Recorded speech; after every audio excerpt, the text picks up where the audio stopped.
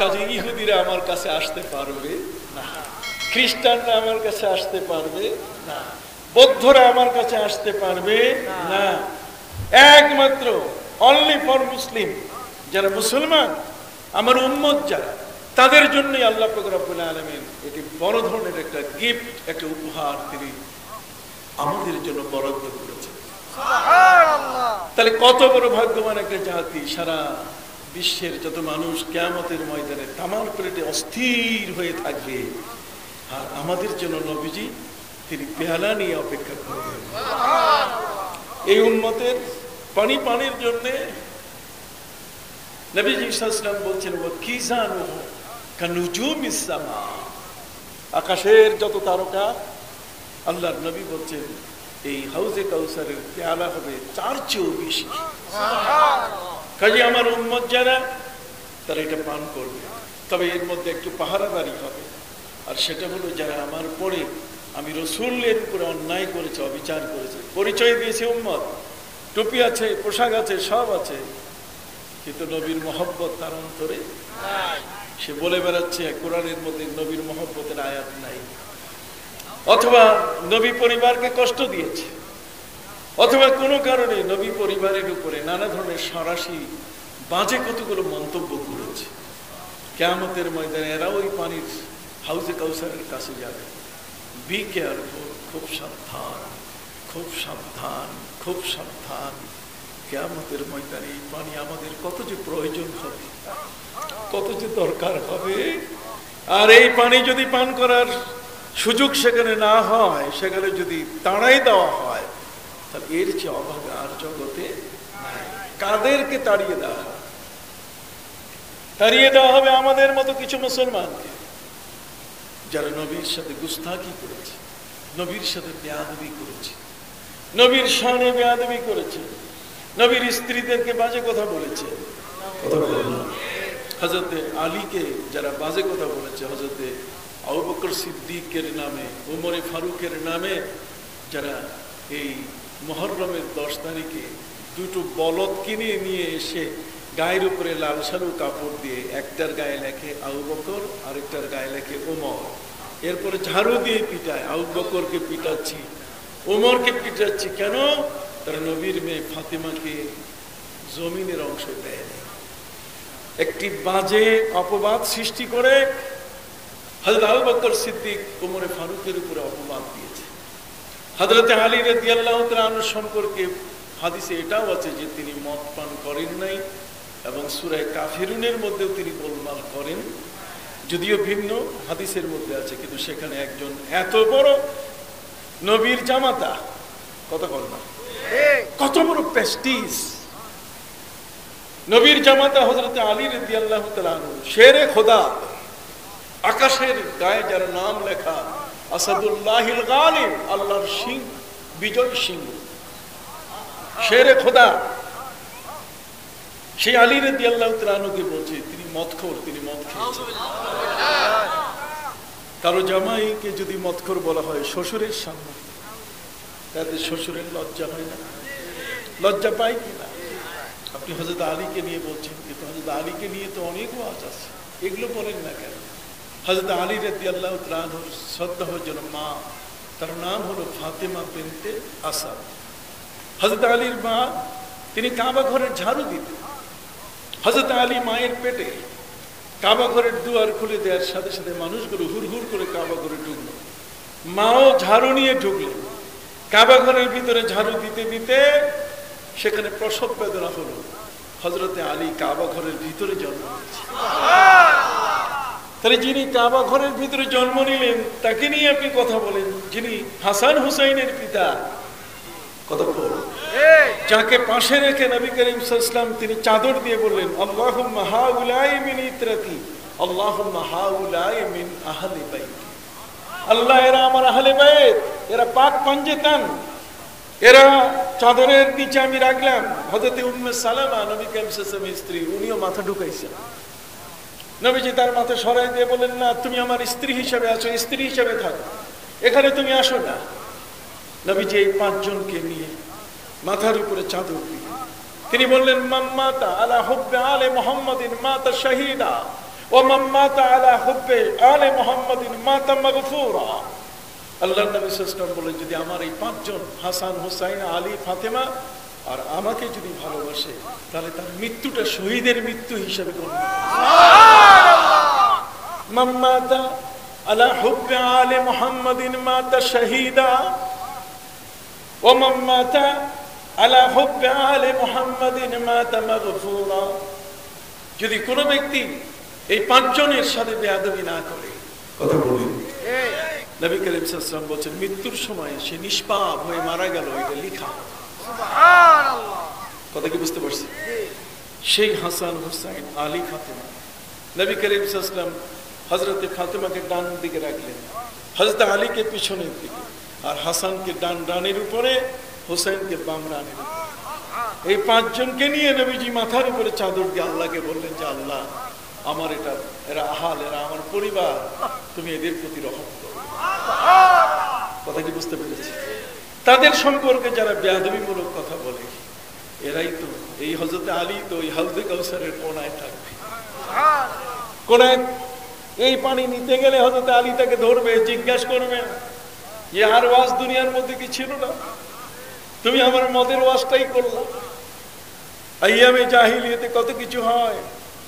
ইসলামের মদের আয়াত, মদ হারাম হওয়ার আয়াত তো নাজিল হয়েছে অনেক পরে। কথা বলবো, অনেক পরে। আগে তো এটা সাধারণদের মতো পান করা হতো। সম্মানিত সুধী ভাইরা আমার, জীবনের মধ্যে মানুষের এই ভুলগুলো কিয়ামতের ময়দানে নবীজির এই হাউজে কাউসার থেকে তাকে বঞ্চিত করবে। এই জন্য বি কেয়ার করুন, খুব সাবধান, খুব সাবধান, খুব সাবধান। আমি নবীজিকে নিয়ে যে কথাটা বলবো, যাতে ওইখানে কিয়ামতের ময়দানে যখন হাউজে কাউসারের সামনে আমি যাব, তখন ফেরেশতারা বলবে সোকা সোকা, সরো, তোমাদের এখানে কিছু নাই। নবীজি বলবে তো আমার উম্মত। তিনি আল্লাহকে ডাক দিয়ে বলেন, হে রাব্বি, হে রাব্বি, এ মানে ইয়া, এ রাব্বি ইন্নাহু মিন উম্মতি, প্রভু রে তো আমার উম্মত। আল্লাহ বলবেন না, ইন্নাকা লা তাদি মা আহদাসা বাদি, হে নবী আপনার পরে কি করছে আপনি এটা জানেন?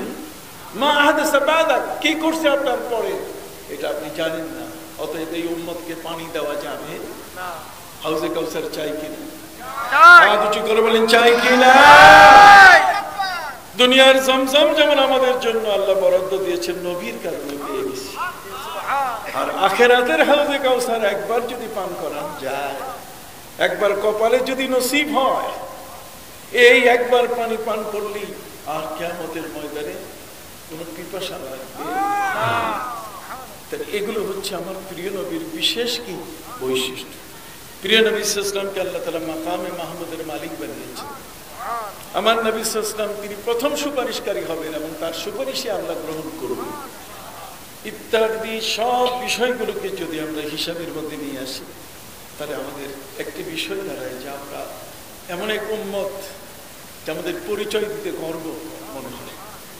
কিয়ামতের ময়দানে হযরতে আদম থেকে 1,24,000, বাবা মাইকের আওয়াজটা গুনগুনটা একটু কমাই দেয়, গু গু করতেছে, এটা একটু কমাই দেয়, খুব ভালো আওয়াজ হচ্ছে কিন্তু একটু কমাই দেয়। সম্মানিত সুধী ভাইরা আমার, আমাদের প্রিয় নবী সাল্লাল্লাহু আলাইহি ওয়াসাল্লামের এত গুণ যে আল্লাহ তাআলা তাকে আরশের মেহমান করে। কোন নবীকে, সব নবী আল্লাহর আপন, তারপরও একটা স্পেশালিস্ট, একটা স্পেশালিটি নবী করিম সাল্লাল্লাহু আলাইহি ওয়াসাল্লামকে আল্লাহ তাআলা তুলে নিলেন কোথায়? আরশে আজিম।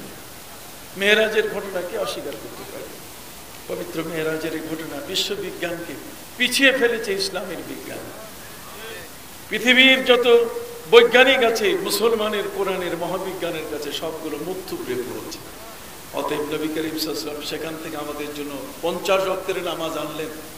নবী মুসা আলাইহিস সালামের আবেদনের প্রেক্ষিতে 10 বার ঘুরে ঘুরে সেটাকে কত 5 ওয়াক্ত, তারপরে 5 ওয়াক্ত কমাবার জন্য গেছিলেন। আল্লাহ বলছেন আর কমান দরকার নাই, আমি আপনার উম্মতকে বেশি দিতে চাই, কাজে বেশি পাক। ওরা যদি 5 ওয়াক্তের নামাজ পড়ে, ওয়াল খামসু তাদিলু বা ওয়াল খামসু ইয়াদিলু 50, যদি 5 ওয়াক্তের নামাজ তারা পড়ে তাহলে 50 ওয়াক্ত নামাজের সওয়াব আমলনামায় লিখে দেওয়া হবে। তাহলে আমরা দেখতে পাচ্ছি পৃথিবীর মধ্যে আল্লাহ পাক রব্বুল আলামিন আমার নবীর জন্য, নবীর উম্মতের জন্য আয়োজন অনেক অনেক গুণে বেশি করেছে।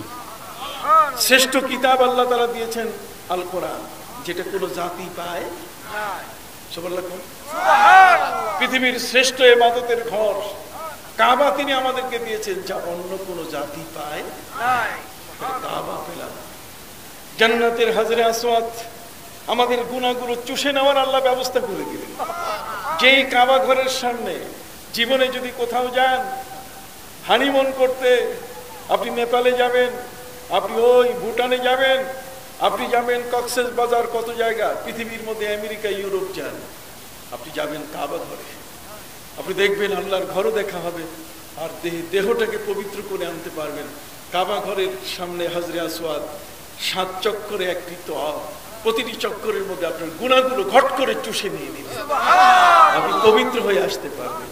আরাফাতের ময়দান, সেখানে কেউ হজ করার পরে যদি মনে করে আমার গুনাহ আছে, তাহলে গুনাহে কবিরা আসে, বিশ্বাস নষ্ট করবে। আরাফাতের ময়দানে বসা মানে সে পবিত্র হয়ে আসে। তাহলে আমরা এখন বলতে পারি যে আমাদের অনেক দিক থেকে আল্লাহ তাআলা মর্যাদা বাড়িয়ে দিয়েছেন। আমাদের মর্যাদা এত বড় যে আল্লাহ পাক রব্বুল আলামিন আমাদেরকে কতগুলো দিন দিয়েছেন, কতগুলো বিষয় দিয়েছেন, যেগুলোর উপরে ভিত্তি করে আমাদের মর্যাদা, আমরা সেগুলোকে যদি ধরি তাহলে সেই মর্যাদাগুলো আমরা নিতে পারব। যেমন আল্লাহ তাআলা আমাদের জন্য এই পৃথিবীতে 4টি গুরুত্বপূর্ণ স্থান দিয়েছেন। কয়টা? 4টি গুরুত্বপূর্ণ স্থান দিয়েছেন। এই 4টি স্থানের মধ্যে একটি হলো মসজিদে হারাম, কাবা ঘর, ঠিক এমনি করে বাইতুল মুকাদ্দাস, মসজিদে নববী, কুবা, মসজিদে কুবা। মসজিদে কুবা সম্পর্কে বলা হয়েছে যে মান সাল্লা আই মান তাতাখারা ফি বাইতি সুম্মা জা ইলা কুবা সুম্মা সাল্লা রাকাতাইন কানা কাআদলি উমরা। নবী করিম সাল্লাল্লাহু আলাইহি ওয়াসাল্লাম বলেন, যে ব্যক্তি তার ঘরে উযু করে মদিনার মসজিদে কুবা পল্লীর মসজিদে যদি 2 রাকাত নামাজ পড়ে, তাহলে সে একটা উমরার সওয়াব পেয়ে গেল। তাহলে একটা উমরার সওয়াব পাইতে গেলে কত টাকা লাগে? এখান থেকে সৌদি আরব যাইতে প্লেনের ভাড়া লাগে, সেখানে সাফা মারার সাই লাগে, কাবা ঘরের তওয়াব লাগে, হাজরে আসওয়াদের সামনে দিয়ে হাঁটা লাগে, কত কিছু বিষয় আছে। এই সবগুলো হওয়ার পরে নিয়তের পবিত্রতা, ইহরামের কাপড়, সবকিছু পরে একটা উমরা।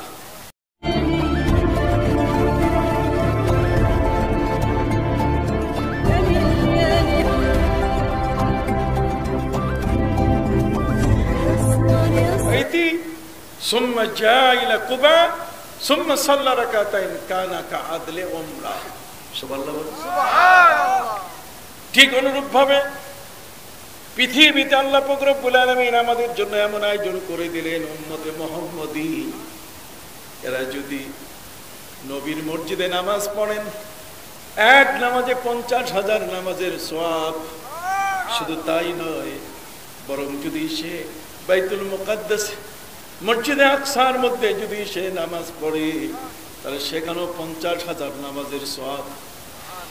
আর কাবা ঘরে মসজিদে হারামে যদি কোনো ব্যক্তি নামাজ পড়ে, তাহলে এক নামাজে 1 লক্ষ নামাজের সওয়াব। একটা রুকু 1 লক্ষ রুকুর সমান, একটা সিজদা 1 লক্ষ সিজদার কি সমান। আপনি কি সুবহানাল্লাহ জোরে বলেন? সম্মানিত সুধী ভাইরা আমার, আমাদেরকে আল্লাহ পাক রব্বুল আলামিন এত বড় সওয়াব নেওয়ার সুযোগ করে দিয়েছেন। পবিত্র কোরআন মাজিদে আল্লাহ বলেন, ওয়াইদ জাআলনাল বাইতা মাসাবাতাল লিন-নাসি ওয়া আমনা। আল্লাহ বলেন, বান্দা তোমাদের জন্য আমি কাবা দিয়েছি, সেই কাবা হলো সওয়াবের ভান্ডার। মাসাবাতাল লিন-নাস, মাসাবা মানে সওয়াব, মাসাবাতাল লিন-নাস ওয়া আমনা। এটা হলো এমন আল্লাহর পক্ষ থেকে একটি জায়গা যেখানে যদি কারো যাওয়ার সুযোগ হয়, তাহলে সে সওয়াবের বিশাল ভান্ডার নিয়ে এই ঘরে ফিরবে। শুধু তাই নয়, বরং মান দাখালাহু কানা আমিনা, যদি কেউ কাবা ঘরের অঙ্গনে পৌঁছতে পারে তাহলে সে জাহান্নামের আগুন থেকে নিরাপদ হয়ে গেল। কথা কি বুঝতে পারছেন? সম্মানিত সুধী ভাইরা আমার, বিনয়ের সাথে আপনাদের সামনে বলতে চাই, আল্লাহ পাক রব্বুল আলামিন কতগুলো জায়গা আমাদের জন্য এমন করে দিয়েছেন যে জায়গাগুলো, যে সময়গুলো আমাদের জন্য এত বড় গুরুত্বপূর্ণ। যেমন 4টে দিন আমাদের জন্য অত্যন্ত গুরুত্বপূর্ণ করে দিয়েছেন। একটা হচ্ছে আরাফাতের দিন, জুমার দিন, 2 ঈদের দিন। এই 4টে দিনের মধ্যে সবচেয়ে বেশি গুরুত্বপূর্ণ দিন ঘোষণা করেছেন আল্লাহ আরাফাতের দিন। রাতের মধ্যে 4টা রাত দিয়েছেন। এই 4টা রাতের মধ্যে একটা রাত হলো লাইলাতুল কদর, কতক্ষণ? আরেকটা রাত হলো এই মাসের রাত লাইলাতুল বারাত, শবে বরাত, শবে কদর আর কি শবে বরাত। এরপরে 2 ঈদ, 2 ঈদের যে রাতটা, এই 2 ঈদের রাতের ইবাদত, এই 4টে রাত দিয়েছেন। এই 4টে রাতের মধ্যে গুরুত্বপূর্ণ রাত হলো কদরের রাত।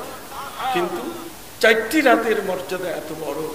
কদরের রাতে যদি আপনি ইবাদত করেন, লাইলাতুল কদরে খায়রুম মিন আলফি শাহর, 1000 মাসের ইবাদতের চেয়ে আপনি একটা উত্তম কাজ করলেন। অর্থাৎ 84 বছর 4 মাস ইবাদত করে যে সওয়াব পাওয়া যায়, একসাথে আপনার আমলনামায় সাথে সাথে একেবারে অ্যাকাউন্টে তাৎক্ষণিকভাবে জমা হয়ে যায়। অ্যাকাউন্টের মধ্যে তাৎক্ষণিকভাবে 84 বছর 4 মাসের ইবাদত যদি 1 রাতের ইবাদতে হয়, আমরা বাবা আদম, আমরা হযরতে নূহ আলাইহিস সালাম সহ জগতের যারা অন্যান্য ব্যক্তি, এদের মতো হায়াত আমরা পাই নাই, পাবো না। নবীজি বলছেন, আমার উম্মতি বাইনা 60 ওয়া 70, আমার উম্মতের হায়াতের বয়স হলো 60 থেকে 70 বছর। 60 থেকে 70 বছর এই ছোট হায়াত নিয়ে আমরা এসেছি। অথচ বাবা আদম 960 বছর, হযরত নূহ নবী 1340 বছর, যুলকারনাইন তিনি বেঁচে ছিলেন 1650 বছর। আর আমাদের হায়াতের পরিসংখ্যান নবীজি কি বললেন? 60 থেকে 70 বছর। আমার নবীজিও তো গেলেন কত? 63 বছর। তাহলে 63 বছরের এই ছোট সময় আপনি এর চেয়ে বেশি সময় কিভাবে আশা করতে পারেন? কথা বলুন। আমাদের অনেকেরই বয়স এমন আছে 60 পার হয়ে গেছে, আর মাত্র 3 বছর আছে 63 পূর্তে। আবার কেউ এক্সিড করেছে, তার মানে 63 বছর পার হয়ে 70-75 বছর বয়সী মানুষ আমাদের মাঝে আছে কিনা? তাহলে আমাদের জীবনের হায়াত আমার নবীর চেয়েও তো আমরা বেশি পেলাম। কিন্তু নবীর চেয়ে হায়াত বেশি পাওয়ার পরও আমলটা আমরা সেই পরিমাণ করতে পেরেছি কিনা, আজকের সেটা মুওয়াজানা, এটাকে পরিমাপ করা একান্ত কি প্রয়োজন। এই জন্যই সম্মানিত সুধী ভাইরা আমার, আপনাদের খেদমতে আরজ করতে চাই যে আল্লাহ পাক রব্বুল আলামিন এই ধরনের 4টি মসজিদ, 4টি জায়গা, 4টি রাত, 4টি দিন ভাগ ভাগ করে এমন ভাবে দিয়েছেন যে প্রতিটাই আমাদের জীবনের জন্য একান্ত কি গুরুত্বপূর্ণ। আজকের যে মাসটা চলছে, এই মাসটা হলো শাবান মাস। জোরে বলুন, কি মাস? শাবান মাস। আমাদের উম্মতে মুহাম্মদের জন্য ফজিলতের শেষ নাই। অন্য কোন ধর্ম আল্লাহর জান্নাত পাওয়ার জন্য যে আমলগুলো তার জীবনে পাওয়া দরকার, এগুলো তাদের কপালে নসিব হয় একমাত্র আমরা, একটি মাত্র কারণ আমরা আমাদের প্রিয় নবী হযরত মুহাম্মদুর রাসূলুল্লাহ সাল্লাল্লাহু আলাইহি সাল্লামের উম্মত হয়েছি। এই জন্যই আল্লাহ আমাদেরকে বলেছেন, ওয়াসারিউ ইলা মাগফিরাতিম মির রাব্বিকুম, আল্লাহর সেই মাগফিরাত সওয়াবগুলো নেওয়ার জন্য তোমরা প্রতিযোগিতা করো। তোমরা কি করো? প্রতিযোগিতা করো। আল্লাহর এই সওয়াবগুলো নেয়ার জন্য, প্রতিযোগিতা করার জন্য আল্লাহ আমাদেরকে নির্দেশ দিয়েছেন, ফাস্তাবিকুল খায়রাত, তুমি প্রতিযোগিতা করো, এখানে যেন তুমি পিছিয়ে না পড়ো। সম্মানিত সুধী, এই প্রতিযোগিতাটা যাতে করতে না পারি, এই জন্য আমাদের অনেকগুলো বাধা এখানে তৈরি হয়ে আছে। কথা বলি, অনেকগুলো কি বাধা তৈরি হয়ে আছে। আর সেই বাধাগুলোর মধ্যে কি কি বাধা, এটা পবিত্র কোরআন স্পষ্ট করে দিয়েছে। এই জন্য আজকে আপনি এখানে মাহফিলে এসছেন, এই মাহফিলে বক্তারা তাদের যার যার থিম চিন্তাধারা নিয়ে কথা বলে, কথা বলে। আমিও তো একটা চিন্তাধারার উপরে আপনাদের সামনে কথা বলা শুরু করেছি, কিন্তু আমি আপনাদেরকে বলতে চাই যে আল্লাহ তাআলা আমাদের জন্য ইবাদতের এত বড় দুয়ার খুলে দিয়েছেন, পৃথিবীতে কোনো উম্মতের জন্য হয় নাই। আমরা ফুল আল্লাহর যে প্যাকেজটা এটা আমরা পাইছি, জান্নাতে যাওয়ার যে ফুল প্যাকেজ এটা আমরা কি পাইছি। আমাদের আগে কেউ ফুল প্যাকেজ পাই নাই। যেমন 5 ওয়াক্তের নামাজ আমরা পেলাম, আমাদের আগে কে কারোর জন্য 5 ওয়াক্তের নামাজ ছিল, তারা 4 ওয়াক্তের নামাজ পেয়েছে। বাবা আদম পেয়েছেন 1 ওয়াক্ত ফজরের নামাজ, কতক্ষণ না। এরপরে এসে কেউ কেউ পেলেন ফজর জোহর। হযরত ইব্রাহিম আলাইহিস সালাম তিনি পেলেন কি জোহর পেয়েছেন। জোহর পেয়েছেন, জোহর পেয়েছেন কেমনে? যে কাবা ঘরের নির্মাণ শেষ হয়েছিল জোহরের সময়। সুবহানাল্লাহ, কাবা ঘরের নির্মাণ কাজটা শেষ হয়েছে কোন সময়? জোহরের সময়। তাহলে তো ওয়াজে আসার পর আপনি তো লাভবান হচ্ছেন, কি বলেন? ঠিক। জ্ঞানের সম্পদ দিয়ে মানুষ লাভবান হয়, আর কি জ্ঞান দিয়ে লাভবান হয়। কিন্তু জ্ঞানের লাভটা হচ্ছে স্থায়ী, আর সম্পদের লাভ হচ্ছে অস্থায়ী। কথা বুঝতে পারছেন? লানা ইলমুন ওয়ালিল জুখালি মালুন রাদিনা বিল জাব্বারি।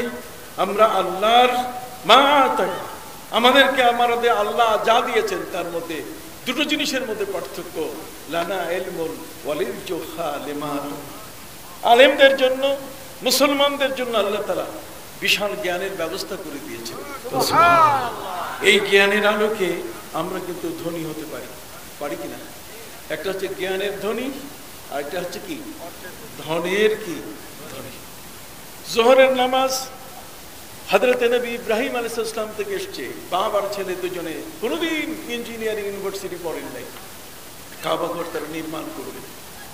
কাবা ঘর নির্মাণ করার পরে আল্লাহর কাছে কাবা ঘরটা বুঝাই দিচ্ছেন, রব্বানা তাকাব্বাল মিন্না ইন্নাকা আনতাস সামিউল আলিম। সুবহানাল্লাহ, রব্বানা, হে আমাদের রব লালনকারী, তাকাব্বাল মিন্না। বাবার ছেলে দুজনে মিলে ঘর জীবনে বানাই নাই, ঘর কেমনে গাঁথতে হয় তাও কোনোদিন জানি না। সারা দুনিয়ায় ইঞ্জিনিয়াররা যেভাবে মাপ দিয়ে ঘর বানায়, আমরা বাপ ছেলে কোনোদিন বানাই নাই। আমরা ইঞ্জিনিয়ার না। তুমি নির্দেশ দিয়েছো, তুমি নির্দেশ দিয়েছো, ওয়াহিদনা ইলা ইব্রাহিম ওয়া ইসমাঈলা আন তাহিরা বাইতিয়া লিত-তাইফিন ওয়া ইয বাওয়ানা লি ইব্রাহিম মাকানাল বাইত। কতক্ষণ না নবী ইব্রাহিম কে আল্লাহ নির্দেশ দিলেন ঘর বানাও। প্রভু তোমার নির্দেশে ঘর বানালাম, জীবনে ঘর কেমনে বানায় কোনোদিন জানি না। তুমি খবরদার, তুমি সার্ভেয়ার, তোমার কোন ফিরিস্তা আমিন দিয়ে তুমি মাপির জন্য পাঠাইও না। ফিরিস্তারা যদি এই ঘরটা মাপতে যায়, তাহলে সেখানে যদি একটু এদিক সেদিক হয়, রিপোর্ট করে ফেলবে যে এই ঘরখানা ঠিক মতো হয় নাই, তাহলে বাপ ছেলের মেহনত নষ্ট হয়ে যাবে। কাজে রব্বানা তাকাব্বাল মিন্না সবটাতেই তো বলতে পারি যে আল্লাহ, আমরা যে নামাজটা পড়তেছি, তুমি খবরদার এই নামাজটা হইছে কিনা এর জন্য তুমি ফিরিস্তা পাঠাইও না। রব্বানা তাকাব্বাল মিন্না, তুমি গ্রহণ করে নাও। ভাইরা আমার, হযরত নবী ইব্রাহিম আলাইহিস সালাম কাবা ঘর যখন নির্মাণ শেষ করলেন, কাবা ঘর নির্মাণ শেষ করার পরে তিনি আল্লাহর কাছে ঘরখানা বুঝাই দিচ্ছেন দোয়ার মাধ্যমে। মৌলবী তো দোয়া করতে দেয় না, মৌলবী ইবাদতের মধ্যে ছুরি লাগাই দিয়েছে। 3 রাকাত বেতেরকে 1 রাকাত, 20 রাকাত তারাবিকে 8 রাকাত বানাচ্ছে। কিন্তু নবী ইব্রাহিম আলাইহিস সালাম আল্লাহর কাছে বলছেন যে আল্লাহ, তোমার মতো, তোমার ইচ্ছা মতো কাবা ঘর হয়েছে কিনা জানি না। রব্বানা তাকাব্বাল মিন্না ইন্নাকা আনতাস সামিউল আলিম। আল্লাহ বলে দেন, ইব্রাহিম তোমাকে আমি নির্দেশ দিয়েছি ইবাদত করতে, কাজে তুমি সেজদা করেছো, রুকু করেছো, পাশাপাশি তুমি ঘর তৈরি করেছো। আমি সার্ভেয়ার পাঠাবো না, বরং আমি তোমার এই ঘরখানাকে কবুল করে নিলাম এবং তোমাদের বাপ ছেলে দুইজনের নামে নামজারি করে দিলাম। নামজারি মানে ওয়াইজ ইয়ারফাউ ইব্রাহিমুল কাওয়াইদ মিনাল বাইতি ওয়া ইসমাঈল ইসমাঈল। ইব্রাহিম আর ইসমাঈল দুইজনের নামে আল্লাহ নামকরণ করে দিয়ে দিলেন, কাবা ঘরে সিল লাগাই দিলেন। এই ঘরখানার নির্মাতা এই দুজন। আল্লাহ পাক রব্বুল আলামিন খুশি হয়ে যখন নাম জারি করে দিলেন, এটা জোহরের সময়। কোন সময়? জোহরের সময়। হযরত নবী ইব্রাহিম ছেলেকে বলছে, ইসমাঈল একটা কাজ করো বাবা, ঘরখানা আল্লাহ মাপার জন্য কাউকে পাঠাই দেয়, কেউ আসে নাই। যখন গ্রহণ করে নিলেন তো আল্লাহ তো মহা দয়ালু, ওই মহান দয়ালু আল্লাহ ইচ্ছা করলে জাররা জাররা হিসাব নিতে পারতেন। কতটুকু ইট, কতটুকু চুনা, কতটুকু বালু ব্যবহার হয়েছে হিসাব নিকাশ চাইতে পারতেন, কিন্তু তা না করে বাবার ছেলে দুজনে মিলে কাবা নির্মাণ করলাম। আল্লাহ কবুল করে নিলেন। চলো বাবা, সেই আল্লাহর নামে 4 রাকাত শুকরানা নামাজ আদায় করি। জোহরের সময় আল্লাহর কাছে ঘরখানা বুঝাই দিয়ে বাবার ছেলে শুকরানা নামাজ যখন তারা পড়লেন, নামাজ শেষ হওয়ার পরে আল্লাহ তাআলা মেসেজ দিয়ে দিলেন, ইব্রাহিম তুমি আর তোমার ছেলেকে নিয়ে শুকরানা 4 রাকাত নামাজ এই সময় পড়েছো, আমি বড় খুশি হয়ে গেছি। এই নামাজটা জোহরের সূর্য ঢলার সময় যে নামাজটা তুমি পড়লে, এটা কিয়ামত পর্যন্ত আমি ফরজ করে দিলাম। ইব্রাহিম তুমি আর তোমার ছেলে মিলে কাবা ঘর নির্মাণ করতে গিয়ে যত ইবাদত তোমরা করেছো, যেমন পাথরটাকে উঠাইয়া বসাই দেওয়া, এটাও তো একটা ইবাদত। কথা কন না? লাইন সোজা করা আল্লাহর ঘরের, এটাও কি ইবাদত?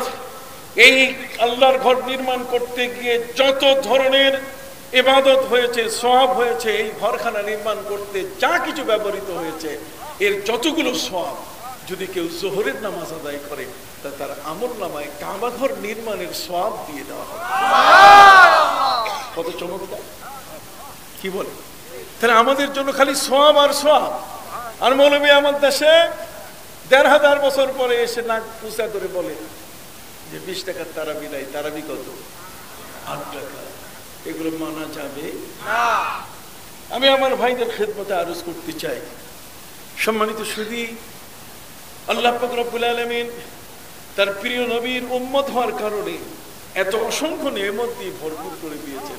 আর সেই নেয়ামতের মধ্যে আমাদের জন্য কতগুলো নেয়ামত হচ্ছে এমনই যে যেখানে গেলে পরে অটো গুনাহ মাফ হয়ে যায়। যে কাজটা করলে পরে গুনাহগুলো এমনি ঝরে যাচ্ছে। যেমন আজকে আপনারা বসছেন না, আপনি এখানে বসছেন, আমরা ওয়াজ শুনেছি যে ফিরিস্তারা চতুর্দিকে ঘিরে আছে এবং ফিরিস্তারা আমাদের জন্য আল্লাহর কাছে মাপ চাচ্ছে। হাদিসখানা অত্যন্ত সহিহ এবং শুদ্ধ একখানা হাদিস। কিন্তু কোরআনের একটা আয়াত আপনাকে এর সাথে যোগ করতে হবে। কোরআনের আয়াত হলো ইন্নাল হাসানাত ইউযহিবনাস সাইয়্যাত।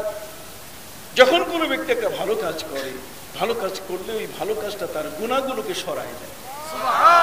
আপনি শুরু থেকে নিয়ে পর্যন্ত এখানে যারা বসে আছেন, যারা ইন্তেজামে জড়িত, তাদের আমলনামায় সব গুনাহগুলো ঝরে পড়া শুরু করেছে। নবীজি বলছেন আমার উম্মতের গুনাহ আমি রাখবই না।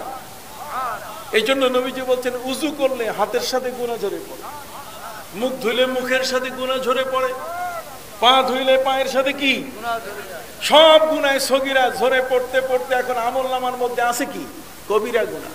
কি আছে? কবিরা গুনাহ মাফ হবে না।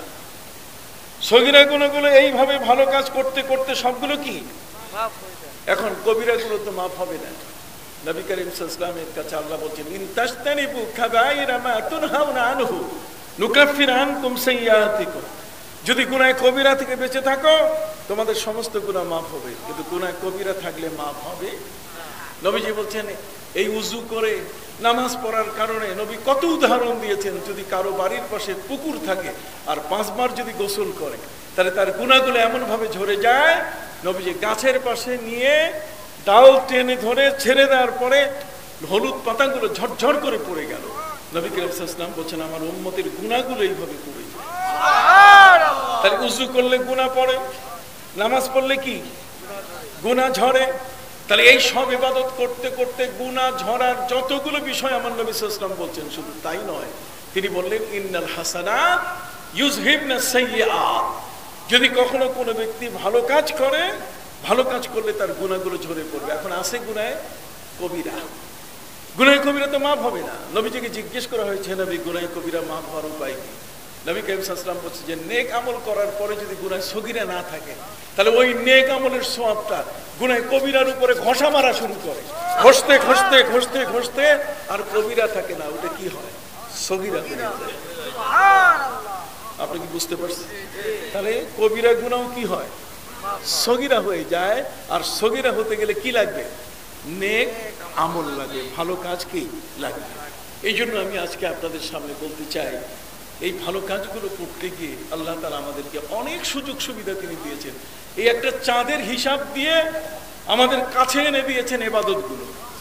কতক্ষণ না ওয়াশ-শামসু ওয়াল কামারু বিহুসবান, হিসাব করা আমাদের জন্য বড় কঠিন, কিন্তু চাঁদের হিসাব করা কি সেটা এই মাস।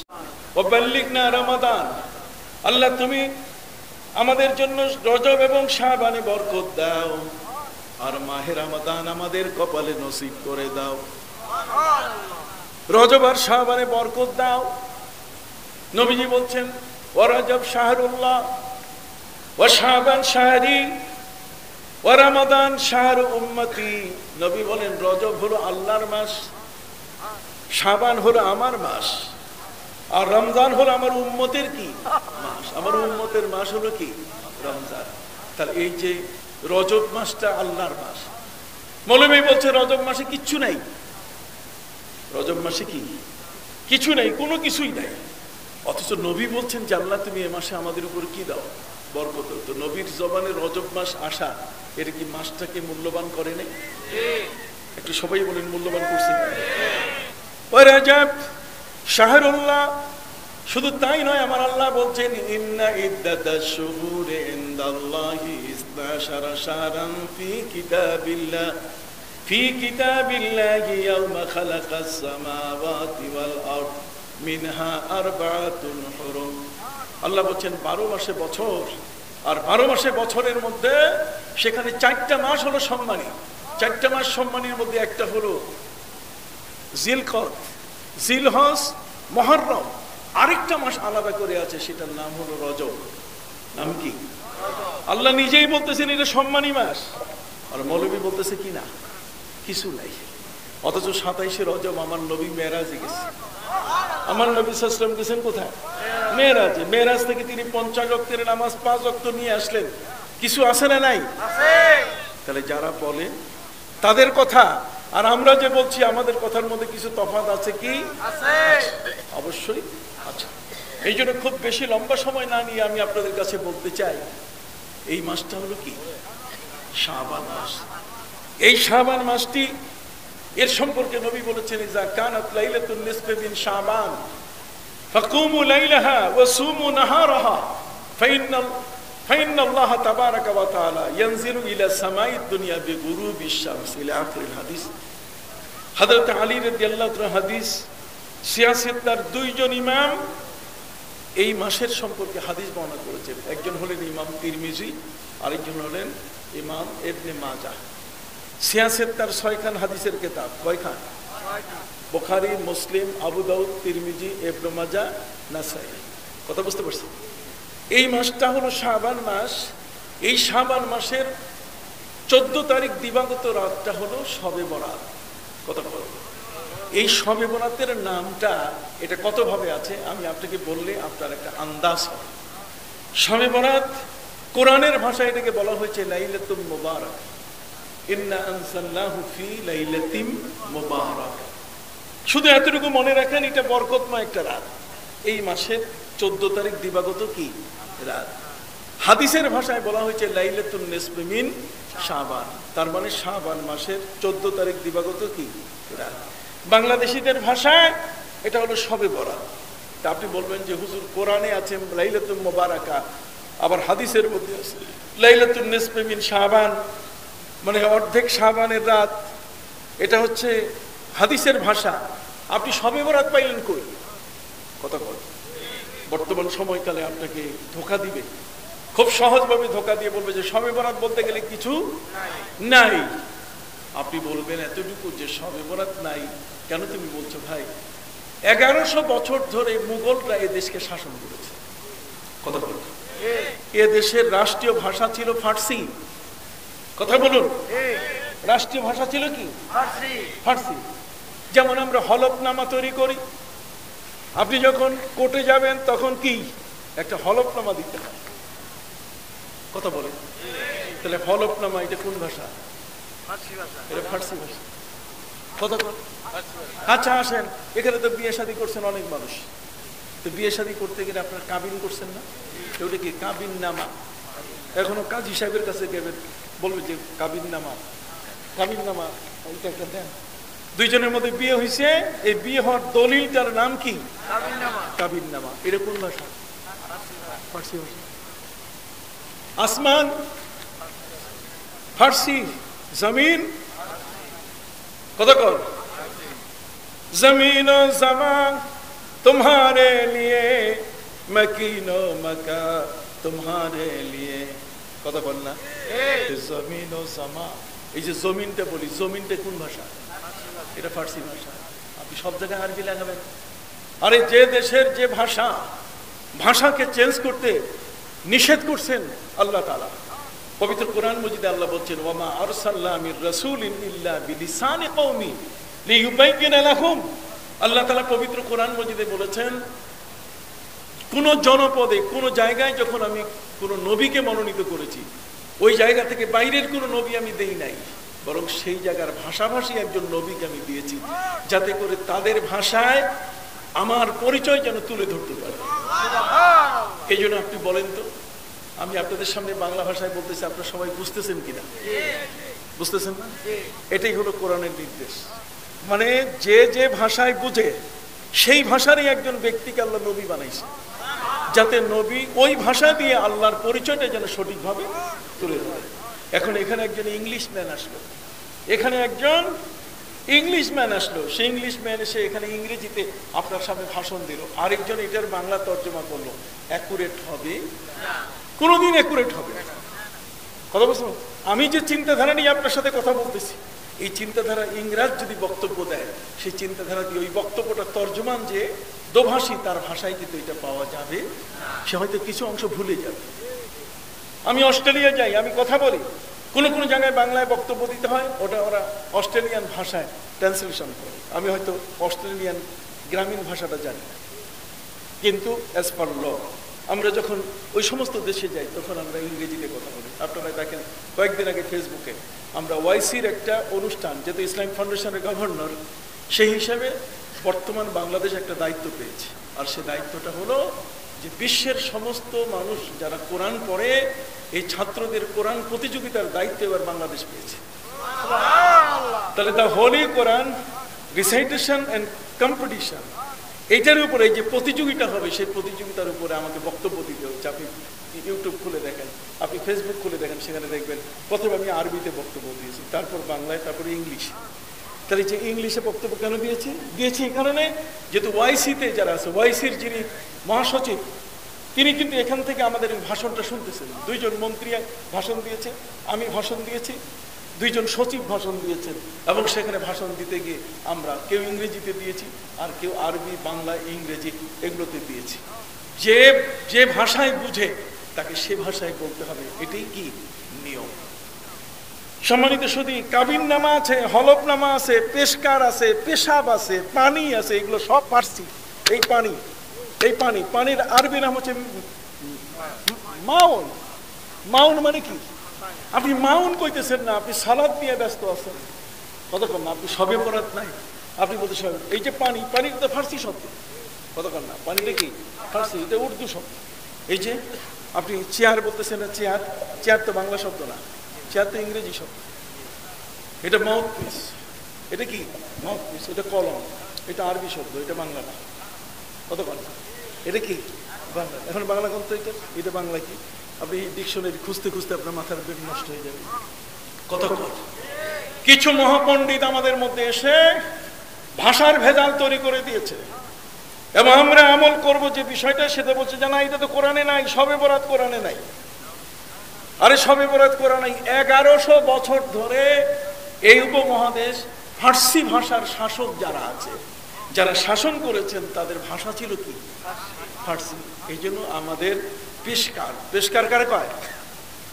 পেশকার কারে কয়? পেশকার কার কয় না, আমি বলি এটা তর্জমা বলি। আমরা তো ফার্সি, উর্দু, আরবি, নাগরি, ইংলিশ এগুলো তো আমরা পড়ছি।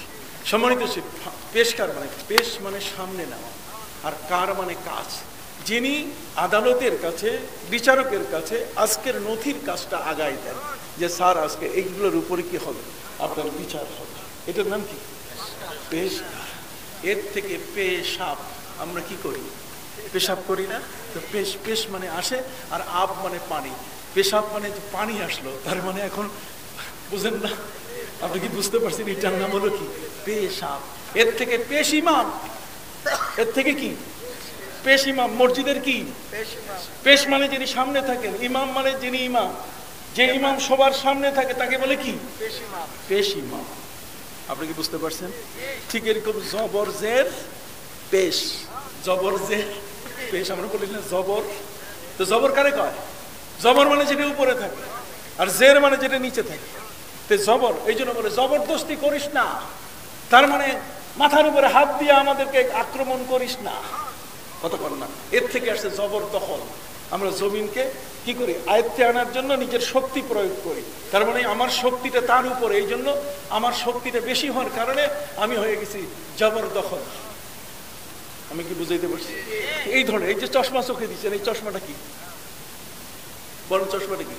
ফার্সি শব্দ, কতক্ষণ না। লব্ববন্ধ, গোশবন্ধ, চশমাবন্ধ। চশমা শব্দের অর্থ হচ্ছে চশমা। চশমা কাকে বলে? চশমা হচ্ছে ঝর্ণাধারা। ঝর্ণাধারাকে কি বলে? চশমা। যেহেতু চোখের মধ্যে এখানে পানির কোনো কিছু ব্যবস্থা নাই, কিন্তু তারপরও পানি ঝরে, এটা আরেকটা ঝর্ণাধারা।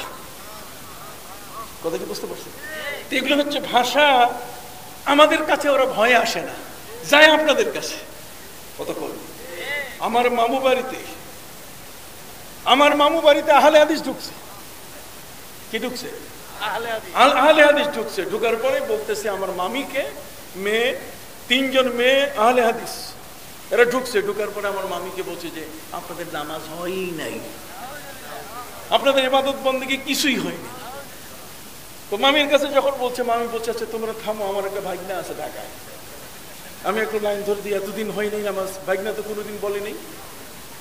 ভাগনা তো ইসলামিক ফাউন্ডেশনের গভর্নর, ভাগনা ও তো এমফিল করা, পিএইচডি করা। ভাগনা এটা এই হাদিস, ফিকহ, তাফসীর, আদব সবগুলোতে ফার্স্ট হয়েছে। ভাগনা তো কোনোদিন করে না যে মামি আপনার নামাজ হয়নি। ভাগনা এরকম করলো কেন? একটু ফোনটা ধরাই দিতেছি, একটু কথা কও তো। আমার মামি বলছে যে দেখো তো এর আহলে হাদিস কারে করি, এটা তো আমি বুঝি না, চিনি না। ওরা বলছে আমাদের নামাজ হয়নি। আমি বলছি মামি দেন। একটা মেয়ে ধরলো, মেয়ে ধরার পর আমি সালাম দিলাম। আমি বললাম যে আপনি ম্যাডাম না মিস? না আপনি ম্যাম। কিছুই কইতে পারে না, কারণ আমাদের সাথে কথা বলতে গেলে তো নিয়ম আছে। যেমন আপনি যদি বলেন বই, পুস্তক, তারপর গ্রন্থ। যদি আপনাকে জিজ্ঞেস করে বই কাকে বলে বলেন, গ্রন্থ কাকে বলে বলেন, পুস্তক কাকে বলে বলেন। হ্যাঁ, কারণ হচ্ছে একটা পাহাড় আর পর্বত এক জিনিস না। পাহাড় হচ্ছে যেটা 700 ফিট উঁচু হবে, এটা হলো পাহাড়। আর 700 ফিটের উপরে যদি হয় তাহলে সেটার নাম পর্বত। বই কাকে বলে? 200 পৃষ্ঠার বেশি হলে এটা পুস্তক। আবার 300 পৃষ্ঠা যদি হয় তাহলে গ্রন্থ। দেখুন, বই, পুস্তক, গ্রন্থ, এগুলোর মধ্যে কি আছে? আপনি কি কিছু বুঝতেছেন বাবা? কাজে আমি আমার মামি ফোন করে আমার কাছে, মামি জানতে চাইলেন যে আমাদের নামাজ নাকি হয় নাই। আমি বললাম, উনি তার ম্যাম, মিস, মিসেস এগুলো কিছুই কইতে পাইল না। আমি বললাম যে আপনারা নামাজ বলে হয় নাই মামির? কইলে নামাজ তো হয়নি, তো টের পাইনি এখন আমাকে। তাই বললাম যে আপনারা এইটা বলতেছেন কি দিয়া? বুখারী শরীফ দিয়ে। তাই বললাম যে বুখারী শরীফের নামটা বলেন। নাম তো জানি না। বুখারী শরীফের নাম জানে না? বুখারী শরীফের নাম হচ্ছে আল জামিউ সহিহুল মুসনাদুল মুক্তাসার মিন উমুরি রাসূলিল্লাহ সাল্লাল্লাহু আলাইহি ওয়াসাল্লাম ওয়া সুনানিহি ওয়া আইয়ামি।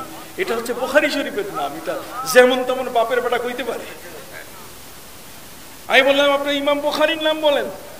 ইমাম বুখারীর নাম বুখারী? কে বলে ইমাম বুখারীর নাম বুখারী? ইমাম বুখারীর নাম হচ্ছে আবু আব্দুল্লাহ মুহাম্মদ ইবনে ইসমাইল ইবনে ইব্রাহিম ইবনে মুগীরা আল বারদিসবা আল জোফি আল ইয়ামানি আল বুখারী। ইনি হলেন ইমাম বুখারী। কথা বুঝতে পারছি? আমি বললাম যে তারপর শুনেন, সাথে সাথে আমি আমার মামির কাছে ফোন দিয়ে বসে যে আমরা আজকে আর নাই যাই, ওনাকে কইয়া কিন্তু আজকে আর কথাবার্তা বলবো না, আমরা বাস গো পালাই গেল। কথা বুঝতে পারছি? সম্মানিত সুধী ভাইরা আমার, আমরা প্রতিদিন যে কাজগুলো করি এটার নাম হচ্ছে রোজানা। আমরা যে ওই প্রতিদিন কাজ করে যে টাকাটা পাই, কতক্ষণ না রুটি রুজি করি না, তো রুটি রুজি করি, রুজি করেন কখন? রুজির জন্য নিয়ম হচ্ছে দিন। এই জন্য দিনে যে ইবাদতটা করা হয় এটার নাম হচ্ছে রোজা।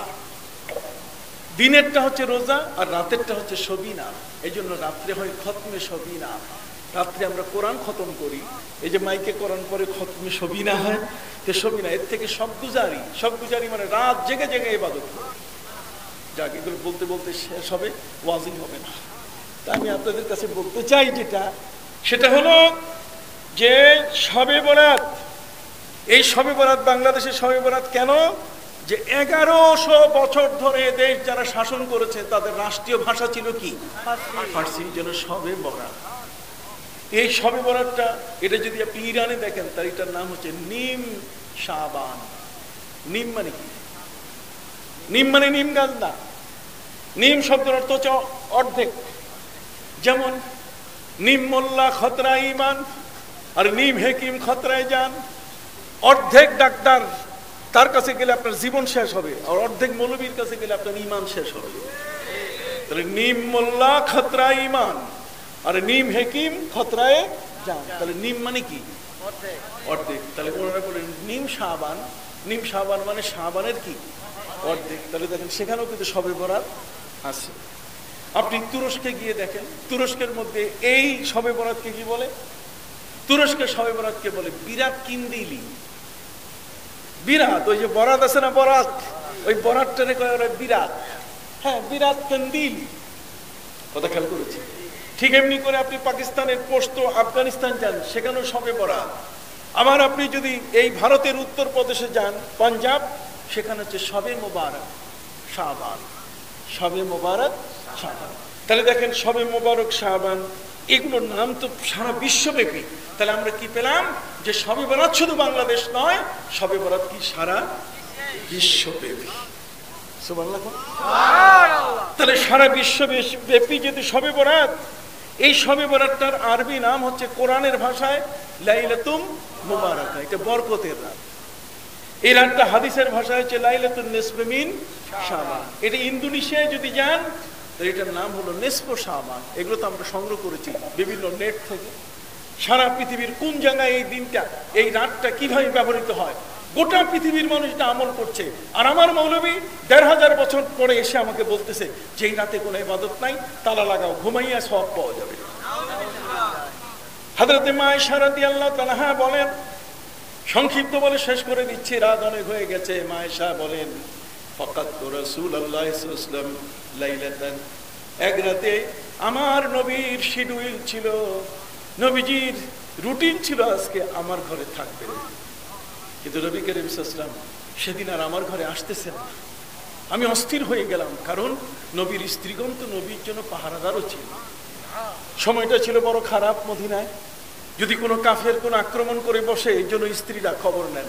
আমাদের বউরাও সবাই কিন্তু কম বেশি আয়েশা, কতক্ষণ না, এদের হাতে মোবাইল আছে, এরা রাত্রবেলায় খবর নেয় যে আমি আসছি আপনাদের এখানে, পথেই খবর নিচ্ছে যে আপনি এখন কোন জায়গায়, খাইছেন কিনা। আমি বললাম খাইছি। একেবারে চমৎকার খাওয়া, এমন খাওয়া দিছে, খালি রুটির সাথে মুরগার রান দিছে 2টা, কতক্ষণ না, এটাও করছি। আমার সাথে সাথে এটাও করছি, শেষে দই খাইছি রুটি দিয়া, কথা বুঝতে, একেবারে মহাশান্তি, ভালো আছি আমি। খাইয়া দেয়া কয়ে ওয়াজ কি এখন শুরু হবে? তো লেট হয়ে গেল না? আমাকে বলতেছে যে ওয়াজটা যে এখন করবেন কি, লেটটা হয়ে গেল না, আপনি লেটে উঠলেন না। তা দেখেন তো ঘরের বউ খবর নিতেছে যে আমি কোন জায়গায় আছি। ঘরের বউ বড় চমৎকার, যদি একটা লাল কালির দাগ দেখে সাদা কাপড়ে, বলবে যে লিপস্টিক আলু থেকে, হায় হায় অবস্থা খারাপ করে ফেলবে আপনার, কি বলেন ঠিক কিনা? ঘরের স্ত্রীর এই খবরটা নেওয়া সঙ্গত না অসঙ্গত? এটা সে নিতে পারেনি। যেহেতু মা আয়েশা রাদিয়াল্লাহু তাআলা নবীজিকে এক রাত্রে তিনি তার ঘরে, নবীজির আসার রুটিন, আজকে নবী তার ঘরে থাকবেন, মা আয়েশা নবীর জন্য সব আপ্যায়ন রেডি করে রাখছেন, কিন্তু নবীজি কি আসতেছেন না। নবীজি কি তো নবীজি না আসার কারণে মা আয়েশা বলছেন, তাহলে আমি আর ঘরে বসে থাকি কেমনে? দেখি না আসার বিলম্বের কারণ কি? একটা মানুষ আসে না 1 ঘন্টা হইতে পারে, কিন্তু 2, 3, 4 ঘন্টা থেকে নাই, তার মানে কি শেষ তো অবস্থা। বলছেন আমি অন্য অন্য স্ত্রীদের ঘরে গিয়ে বললাম, কি তোমাদের ঘরে কি নবী আছে? না না, আজকে তো তোমার ঘরে। আমার ঘরে তো নাই। যার ঘরে যাই জিজ্ঞেস করি, নবী কি তোমাদের ঘরে? না না না, নবী তো তোমার ঘরে। আমি আজকের তারিখ তো তোমাদের ঘরে নবী থাকার কথা, রুটিন অনুযায়ী তো তুমি পাইছো, আজকে নবী কই? মা আয়েশা বলছেন, আমি ওদের ঘরে তালাশ করতে যাই লজ্জা পেয়ে গেলাম, নবী আমার ঘরেও কি নাই। এখন ভয়ানক চিন্তায় পড়ে গেলাম যে নবীর উপরে কোনো কাফেরের আক্রমণ হয়ে গেল কিনা। কথা বুঝতে পারছি? শেষ পর্যন্ত আমার মাথার মধ্যে চিন্তা আসলো, নবীজি হলেন এমন এক মহান নবী, জীবিত ব্যক্তিদের সাথে যেমন নবীর সম্পর্ক, রাতের গভীরে মাঝে মাঝে নবী কবরবাসীদের পাশে গিয়েও ওদের সাথেও তিনি সম্পর্ক করে তাদের জন্য তিনি দোয়া করছেন। হ্যাঁ, আমাদেরকে কবরে যাইতে দেয় না মৌলবী, খালি বেদাত কয় নবীর রওজায় যাবো নাকি বেদাত। ওই মৌলবী কিয়ামতের ময়দানে হাউজে কাউসার পাবে না, হাউজে কাউসার পাবে না, বলে দিলাম, পাবে না। নবীর রওজা জিয়ারত করতে এই মৌলবী নিষেধ করে, ফতোয়া, মাথার মগজ নষ্ট হয়ে গেছে। পৃথিবীর মধ্যে তোমরাই শুধু কোরআন হাদিস পড়ো, আমরা পড়ি না। তোমরাই শুধু বুখারী পড়ো, আমরা পড়াই না। কতক্ষণ না, বাংলাদেশের মধ্যে প্রায় 1 কোটির মতো আলেম, এগুলো সবগুলো কি সৌদি আরব পড়ে আসছে? 1 কোটি আলেম, সবগুলো কি কুয়েত, কাতার পড়ে আসছে, মালয়েশিয়া পড়ে আসছে, সবগুলো কি মিশর পড়ে আসছে নাকি? তাহলে দেশে ইসলাম আসে নাই, দাড়ি আসে নাই, মাথার টুপি আসে নাই। এদেশের ইসলামিক স্টাডিজ ইউনিভার্সিটি, আরবি সাবজেক্টগুলো, সেগুলো কি আমাদের দেশে আলেমরা পড়ায় না? এগুলো কি আরবি বুঝে না? এগুলো কি সিয়াসেত্তা, বুখারী, মুসলিম, আবু দাউদ, তিরমিজি, ইবনে মাজাহ, এগুলো কি তারা বুঝেন না? অবশ্যই যে আলেমগুলো এখানে বসে আছেন, এই আলেমগুলো কি এগুলো ফেলে দাও? বলেন দেখি, আমি উঠি যাই, চেয়ারে বসে দেন, আমার চেয়েও ভালো ওয়াজ করবে। কথা বল।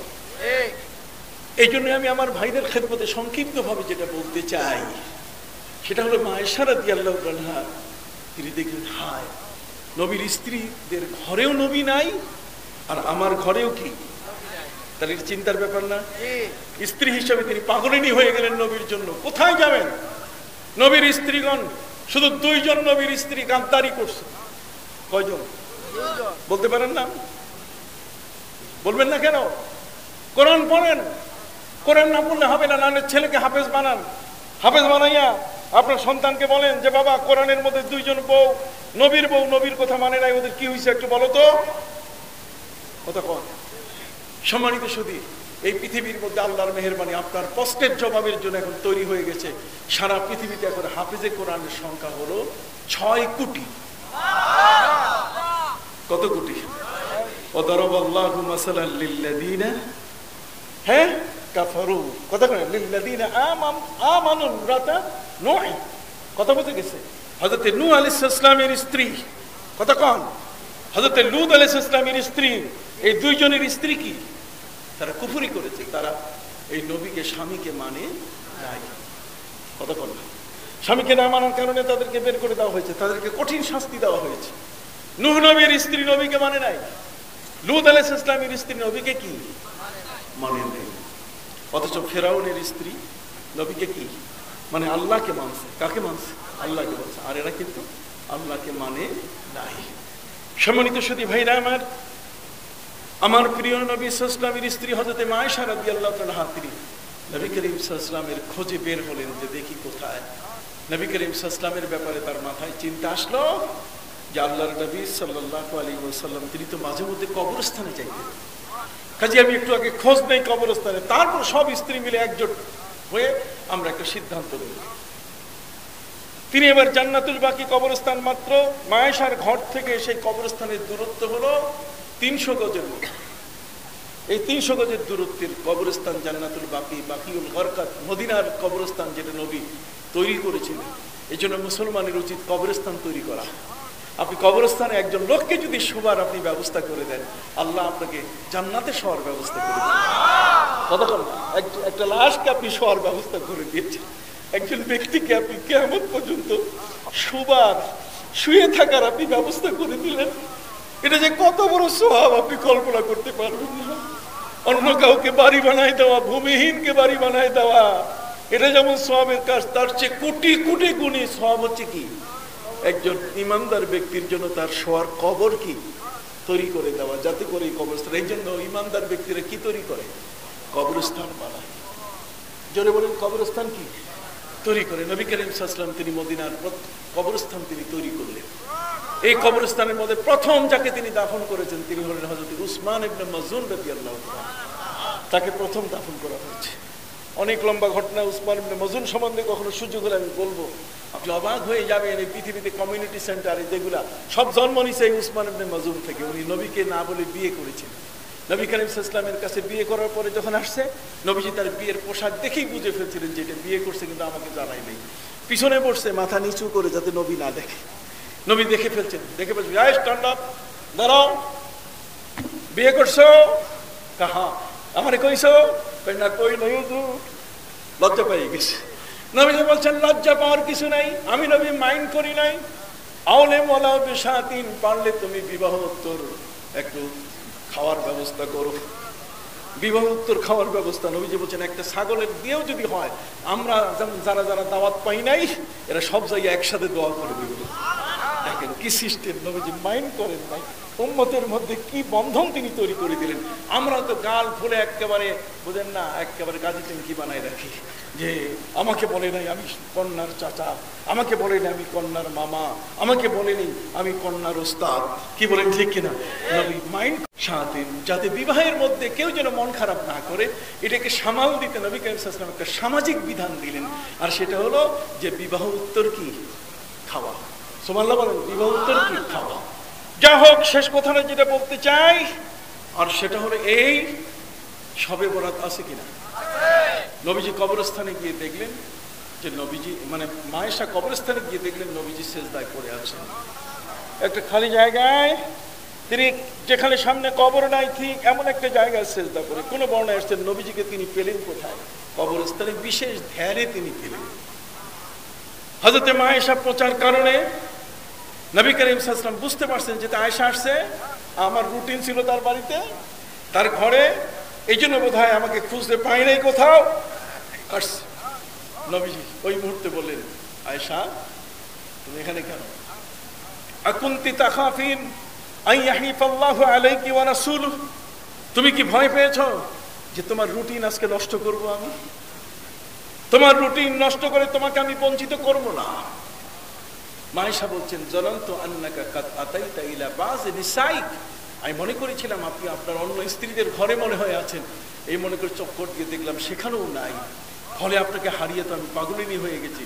রুটিন আছে ঠিক কথা, কিন্তু আপনি তো নাই, এই জন্য খুঁজতে আসলাম এখানে। তখন নবী করিম সাল্লাল্লাহু আলাইহি ওয়াসাল্লাম বলেন, তুমি কি জানো আমা আলিমতি, তুমি কি জানো আজকে রাতটা কিসের রাত? মায়েশা বলছেন, আমি কেমনে জানবো, আপনি নবী, আপনি আমাকে জানালেই তো জানবো।